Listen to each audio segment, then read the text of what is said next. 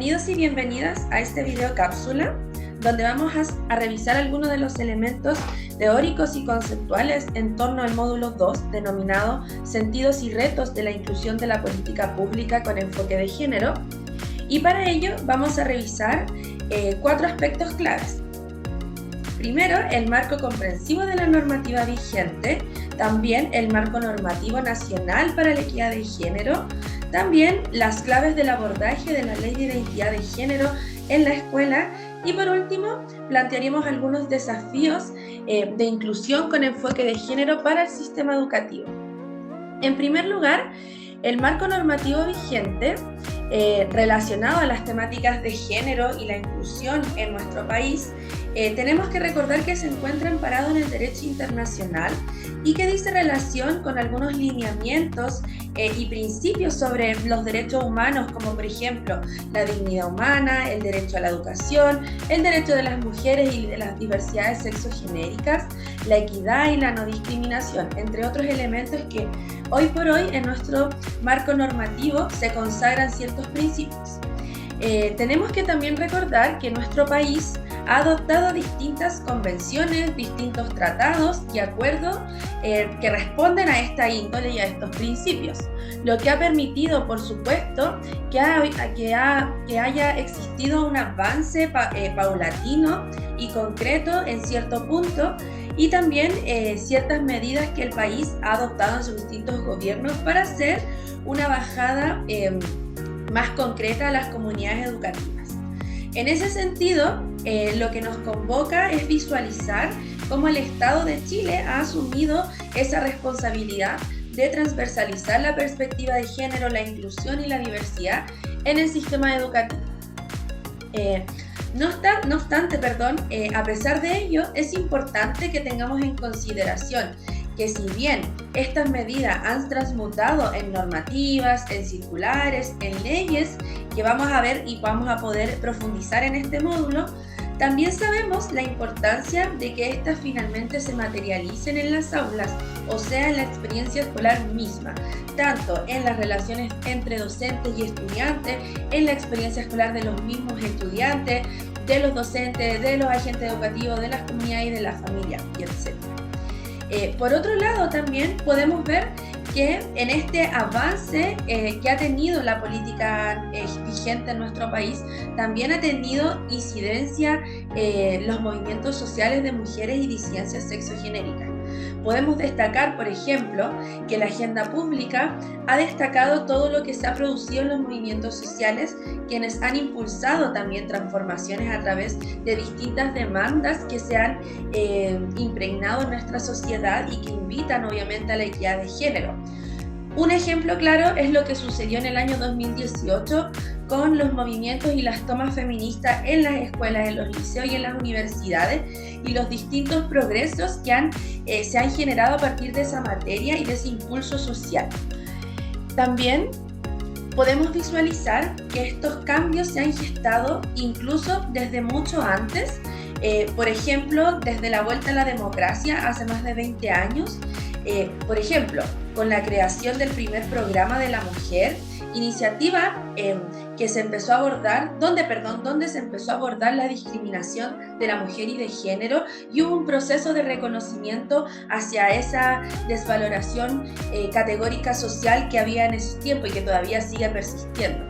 Y así fue como se ha ido paulatinamente incorporando la perspectiva de género en educación, como por ejemplo en los programas de mejoramiento de la gestión educativa, en los distintos programas que se han impulsado en torno a la educación sexual, también en temáticas de formación docente, en la revisión de las mallas curriculares y un montón de otros elementos donde hemos podido visualizar cómo estas demandas y también cómo estas temáticas han ido entrando en la agenda pública y se han hecho carne en normativas vigentes. Y también podemos ir viendo cómo a través de esto que yo les he mencionado se ha ido configurando de manera tácita este marco normativo, donde encontramos, por ejemplo, a nivel más macro, la Constitución Política de la República, que consagra algunos de estos principios que les nombré al principio, como por ejemplo el derecho a la educación, a la dignidad. Y con ello también se ha hecho una bajada a la educación, en tanto se han promulgado distintas normativas, como la Ley General de Educación, el Sistema Nacional de Aseguramiento de la Calidad de la Educación, también podemos encontrar la Ley de Inclusión Escolar, el Sistema Nacional de Educación Pública. Y todas estas han funcionado como distintas acciones que promueven y que instauran y resguardan también ciertos derechos específicos en torno a la temática de género. O también han regulado, por ejemplo, las relaciones sociales que se instauran en las comunidades educativas, como es el caso de la convivencia escolar. Y también, por otro lado, han propiciado espacios escolares sin violencia y sin discriminación, entre otros elementos. Por tanto, se podría decir que todo este engranaje normativo se va construyendo como una herramienta de trabajo, pero también de orientaciones para quienes deben liderar las temáticas de género en las comunidades. En ese sentido, sabemos que la importancia que tienen las personas que tienen roles de gestión y liderazgo escolar, resulta necesario obviamente que reconozcan, conozcan y promuevan estas normativas que actualmente existen en nuestro país. Y en ese sentido podemos mencionar algunas orientaciones que han permitido darle una bajada más concreta, es decir, una materialización que ha permitido construir orientaciones para los establecimientos, y con ello podemos encontrar, por ejemplo, aquellos que se relacionan al resguardo de la incorporación de la perspectiva de género, también algunos derechos para madres y padres adolescentes. Sabemos que estos derechos han ido mutando, ha habido un reconocimiento ya no solo a las madres, sino que también al rol de la paternidad. También podemos ver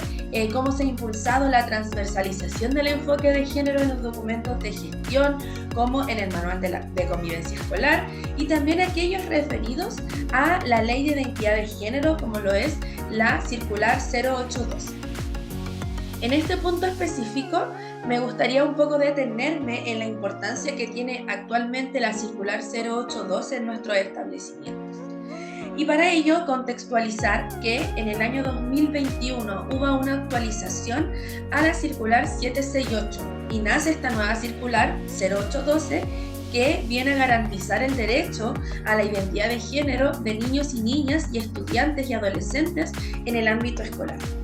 Resguarda en específico el derecho a la integridad, a la dignidad, a las condiciones de bienestar, a la igualdad de trato, a la inclusión.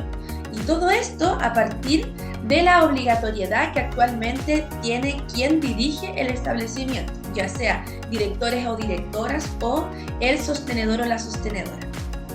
Esta circular en particular establece un procedimiento para el reconocimiento a la identidad de género y proporciona ciertas medidas básicas de apoyo, en este caso a cada comunidad educativa,